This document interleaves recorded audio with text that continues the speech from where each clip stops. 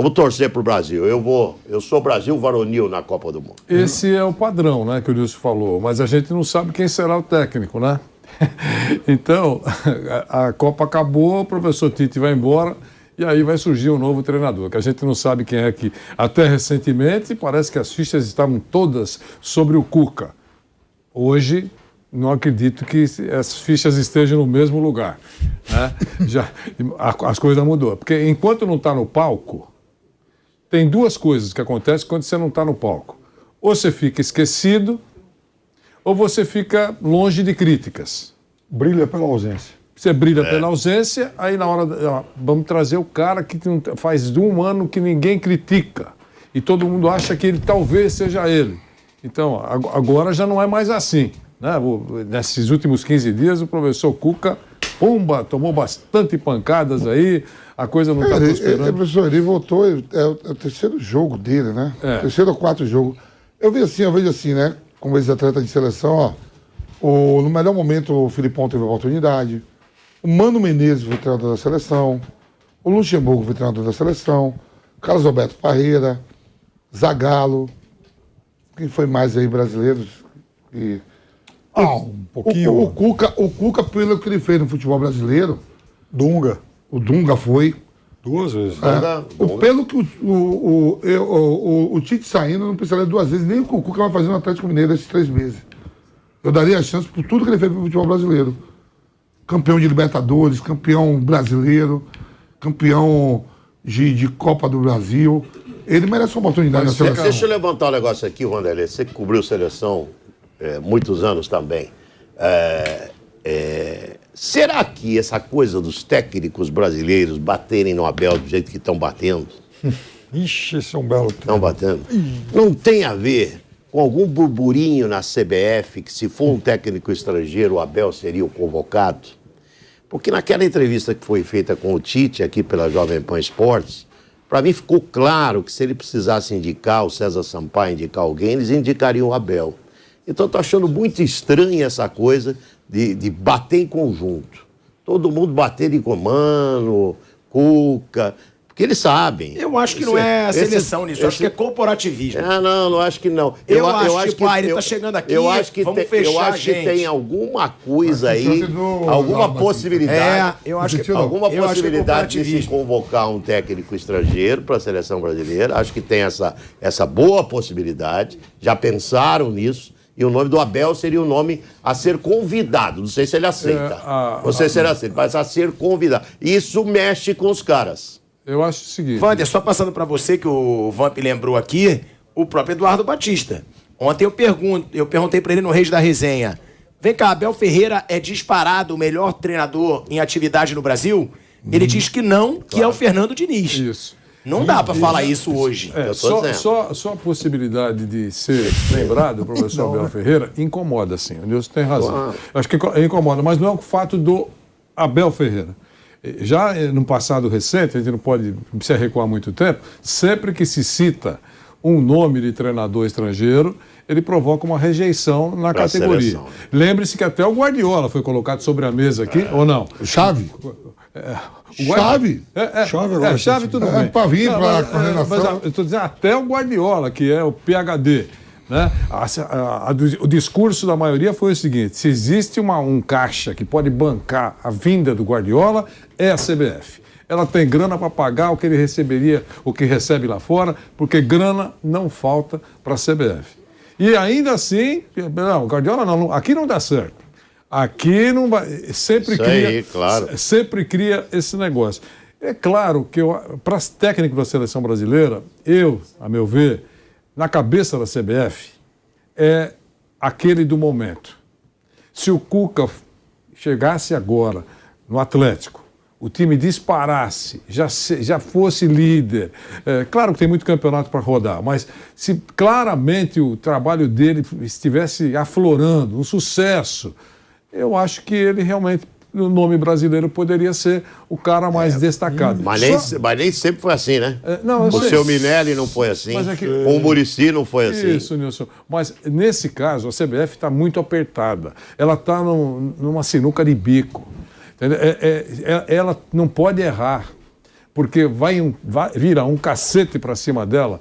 Ela está acostumada, mas virá mais ainda se escolher dessa maneira que você está falando. Então, eu acho que quem é o homem do momento?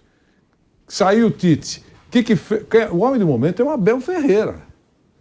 Esse é o homem do momento, que poderia torcer o nariz, muita gente, poderia torcer o nariz, sem dúvida, isso acontece, pode trazer Jesus Cristo, vai tomar pancada. Mas a maioria compreenderia o trabalho que o cara fez. Muito bom, né? Trouxeram aquele que está vivendo o melhor momento. Ponto. Fora disso, vai ser um pepino. Eu acho que tem duas variáveis muito importantes em relação a isso aí que você falou. Primeiro, quais serão os resultados aí de Libertadores e Campeonato Brasileiro? Aí. Se o Abel perde os dois é uma coisa, se ele ganha os dois, nossa senhora. E o Abel fica no meio do caminho, entre o brasileiro e o estrangeiro, porque é português, já está aculturado, já está aqui há 2 anos, é mais fácil assimilar do que chamar um gringo agora e falar, ó, você vai ser o técnico da seleção brasileira. Aí seria... Piperno, fiz uma entrevista com o Dorival Júnior, o Dorival é frontalmente contrário a técnico estrangeiro na seleção e disse o seguinte, eu me considero preparado hoje para dirigir a seleção brasileira. Então, deve ter algum bastidor aí que os caras sabem, que tá todo mundo com o mesmo discurso. Dorival falou, eu me sinto hoje preparado, com 60 anos de idade, para dirigir a seleção brasileira. Me desculpa, tem outra variável nisso. Sendo sincero aqui. Só uma coisa. A outra variável é o Brasil, é o resultado do Brasil na Copa. Se o Brasil é campeão do mundo, a CBF volta em lua de mel e dá para fazer uma aposta. Se o Brasil toma uma cacetada, queremos uma solução para ontem. Não, e sendo sincero, não dá para você dizer que hoje o Abel Ferreira não é o melhor treinador em atividade no Brasil. Eu acho que não dá. O cara é atual bicampeão de Libertadores, Paulista, Copa do Brasil, ganhou também. É o líder do brasileiro. O Fernando Diniz é um grande treinador, mas não ganhou. Sim. Não ganha nada. Ganhou só com o Votorati. Terceira divisão com o Votorati. Entendeu? O único título do Diniz é campeão da terceira divisão. Se o Abel ganhar uma Libertadores? Se o Abel ganhar a Libertadores de novo... Falta o brasileiro para ele. Ele pode ganhar. Mas você vê, Nilson, tem uma coisa que nunca mais vai acontecer no Brasil. Se o Abel ganhar essa Libertadores agora, o Abel terá ganho 3 Libertadores em sequência, uma semana antes de completar 2 anos da estreia dele no Palmeiras. Mas eu acho que precisa ver se ele aceita.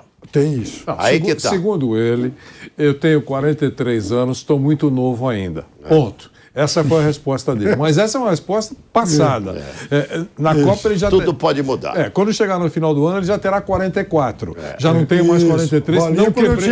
Não quebrei a minha promessa. Eu falei que eu tinha 43. Agora eu já tenho 44. Então, vai tudo do que acontecer. Mas é por isso que eu falei. É em cima daquele momento. Campeoníssimo. O Cuca, que é o nome que nós citamos aqui, está forte. O Abel ganhou, está por cima. Dorival, se o Flamengo tirar 9 pontos do Palmeiras e ganha o Campeonato Brasileiro, o nome dele vai lá em cima. Se o Flamengo ganhar a Copa do Brasil, ganhar a Libertadores. Mas o discurso dos técnicos brasileiros é nessa linha. É linha, na mesma linha. É isso que eu estou achando. Nós temos condições técnicas e capacidade para dirigir a nossa seleção. Pronto, é um discurso. Eu acho até que muitos se entendem assim. E muitos têm mesmo. Tudo bem. Um cara maduro como o Dorival, ele mostrou isso no Flamengo. Ele pegou o grupo do Flamengo, uniu os caras e o Flamengo voltar jogando futebol lindíssimo. O treinador brasileiro, para mim, tem que ser o Cuca. Dos brasileiros que estão aqui. Então. Isso aí. O treinador para a seleção dos brasileiros que estão aqui. Mas eu acho que o Cuca não é o melhor cara para regência de grupo. Cuca ou Abel? Cuca. Você acha o Cuca melhor para a seleção que o Abel? Cuca. Eu ainda não acho. Para administrar. Treinador brasileiro. Tá bom, mas não estou falando brasileiro. Se algum estrangeiro, aí pode ser o Abel, o Jorge Jesus. Eu coloco em ordem, inclusive, Jorge Jesus, Abel e Cuca. Graças a Deus eu tenho personalidade para falar. Pronto, eu ressuscitou o Jorge Jesus pelo estilo de jogo que eu acho que a seleção brasileira poderia ter. Abel Ferreira e Cuca. Essa é a minha ordem. Falar que o Cuca é melhor que esses dois é brincadeira. É brincadeira. O amor fala mais alto. O amor falou mais alto. A gente compreende. Quem mais sabe o que o amor é? Amor. Parabéns, tá o amor age com o amor. Todo mundo. Você que me ensinou. O amor pelo muso. Você que me ensinou. O amor abre com... age como uma britadeira. O Tico é ruim mesmo. Eu acho que a fase do Jorge Jesus para dirigir uma seleção já era. Eu acho que já passou. Ele ama completo. Ele ama completo, viu? Aí você teria coragem de falar com ele no restaurante? Não, porque na última você pipocou. Eu pipoquei. Ele tava com a mesa toda lá do pessoal da Globo, eu bato na Globo e não fui. Sim. O Tico não, professor. Quando ele ama, ele reúne a família toda. Fala. Agora, qual seria a sua ordem? Nesses três? Não, Jorge Jesus pra mim é out. Tá, então fala a tua ordem. Jorge Jesus totalmente fora. Mas qual seria a ordem? Eu convidaria o Abel. E tem um. Acho que a possibilidade dele aceitar é remotíssima. E eu colocaria hoje, pelo que eu estou vendo de hoje, com maturidade de treinador, eu daria uma oportunidade para o Dorival Júnior.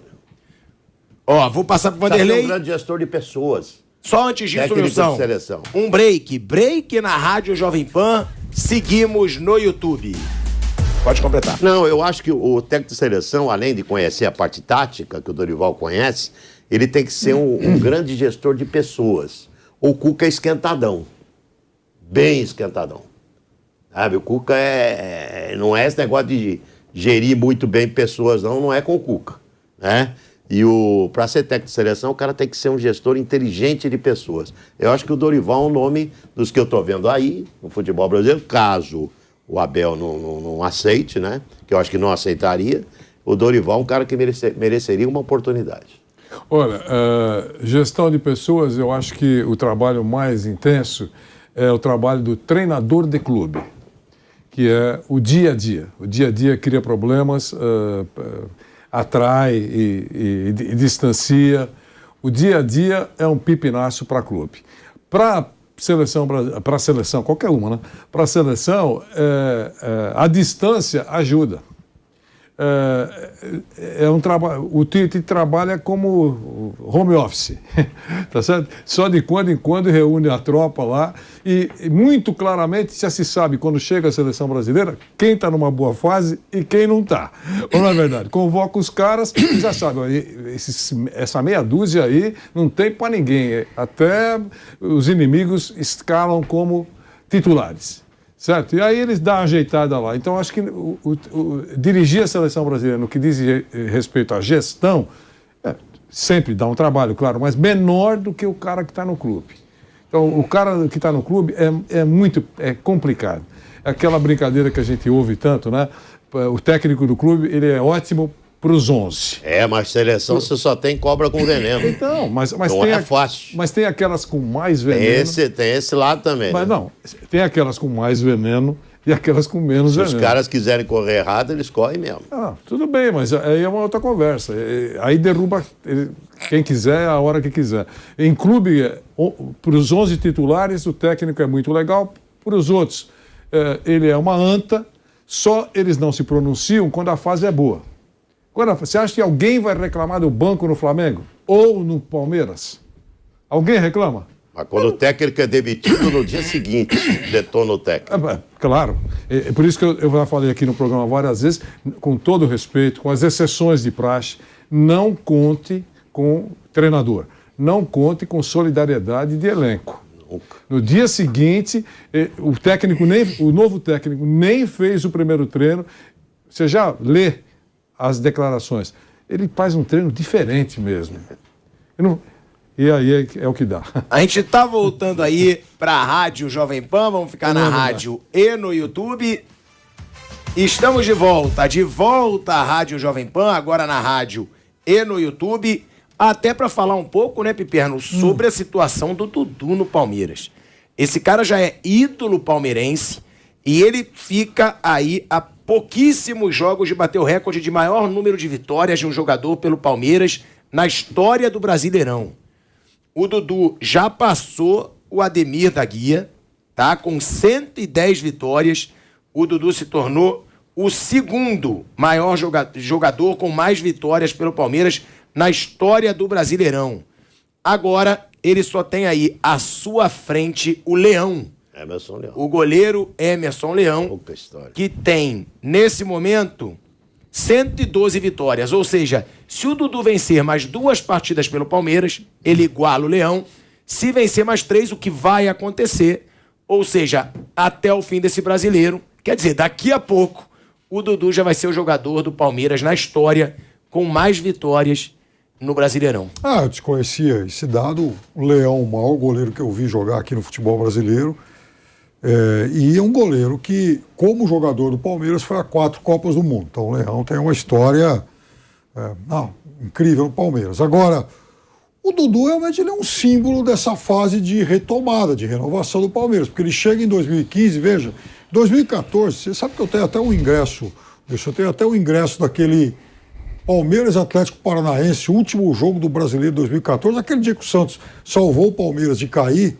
Mas, além disso, o Palmeiras não podia perder para o Atlético Paranaense aqui. Guardei, tava lá, peguei lá, viu, Vanderlei? Achei na rua, falei, um dia, pode ser um documento histórico. Né? Se o Palmeiras perde aquele jogo, cai. Se o Palmeiras cai naquele dia, o Palmeiras, no ano seguinte, o Palmeiras não teria a euforia que teve da arena cheia, não teria cota cheia de televisão em Série A, não teria um monte de coisa. E a virada do Palmeiras passou muito por aquele jogo. E aí o Dudu, quando começa a temporada 2015... ele chega ao Palmeiras naquela história do chapéu, no Corinthians, São Paulo e tal. Então aquilo também mexeu muito com a autoestima do Palmeiras. Então o Dudu simboliza até isso, porque naquele momento o Palmeiras estava muito abaixo dos seus rivais aqui de São Paulo. E aí foi o Palmeiras de peito cheio, não, ganhamos de São Paulo do Corinthians ao trazer o Dudu. E ali começa um pouco da virada, o Palmeiras ganhou a Copa do Brasil, Paulo Nobre saneou tudo e tal, e o resto é história. Então eu acho que, por conta disso, ele é um símbolo que o torcedor do Palmeiras admira muito, porque é uma fase de retomada e esse Palmeiras, se está muito longe de ser tão bom quanto foram os melhores Palmeiras da história, esse é o maior vencedor de todos os tempos. É o Palmeiras bicampeão de Libertadores. O Dudu está no pacote dos ídolos. Já está. Já está. Já está no pacote dos ídolos do Palmeiras, que não é pouca coisa, a história do Palmeiras todo mundo conhece, é extremamente importante, até na hora do aperto, né? Nesse último jogo, por exemplo, era a bola no Dudu, né? Era a bola no Dudu, tá certo? No último jogo, segurou lá a metralhadora do Atlético, pelas condições todas que todo mundo já sabe, mas a alternativa era o Dudu. Mas não é por causa desse jogo que eu estou dizendo. Eu acho que é extremamente importante a participação do Dudu na vida do Palmeiras, na vida recente do Palmeiras. E esse é o Dudu. E é muito ídolo, né? Ele é muito ídolo, porque o Dudu chegou, o time tinha conquistado uma Libertadores, chegaram a questionar, ele chegou até a aceitar reserva num começo, não chiou, jogou. Voltando no mundo árabe. Sim, mas conseguiu o espaço dele. Muita gente ia fazer bico. Tô de volta no Palmeiras e tô no banco. Ele não trabalhou. O Abel elogia pra caramba ele, do esforço que ele faz em campo, nos treinos. É um cara que realmente está na história do Palmeiras já. Eu só tenho uma dúvida se o número de jogos, à época do Leão, eram 38 no Campeonato Brasileiro. Eu tenho essa dúvida.